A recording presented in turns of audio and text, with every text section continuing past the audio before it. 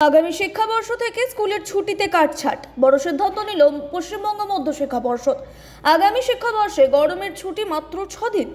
মঙ্গলবার পর্ষদ আগামী শিক্ষাবর্ষের ছুটির ক্যালেন্ডার প্রকাশ করেছে। সেখানেই দেখা যাচ্ছে গরমের ছুটির দিন ধার্য করা হয়েছে 11ই মে থেকে 16ই মে পর্যন্ত।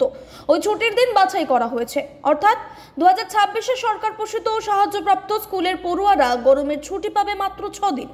এ ব্যাপারে পর্ষদের যুক্তি, নিয়ম মতে বছরে স্কুলগুলিকে 65টি ছুটি বরাদ্দ করা হয়, নতুন করে অনেক ছুটি দেওয়া হচ্ছে, ফলে গরমের ছুটিতে কাটছাঁট করতে হয়েছে।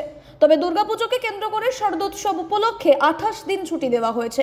মাধ্যমিক পরীক্ষার তদারকির জন্য মধ্যশিক্ষা পর্ষদের সভাপতি রামানুজ গঙ্গোপাধ্যায় উত্তরবঙ্গে রয়েছেন।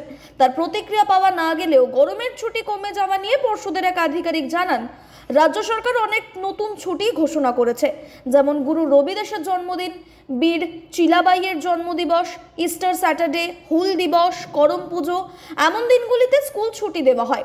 এছাড়া অতিরিক্ত গরমের জন্য প্রায় প্রতি বছরই রাজ্য সরকার স্কুল পড়ুয়াদের বাড়তি ছুটি দিয়ে থাকে। সেই ছুটি মানতে হয় সমস্ত স্কুলগুলিকেই। গত বেশ কয়েক বছর ধরেই গ্রীষ্মে তাপমাত্রার পারদ ঊর্ধ্বমুখী থাকছে।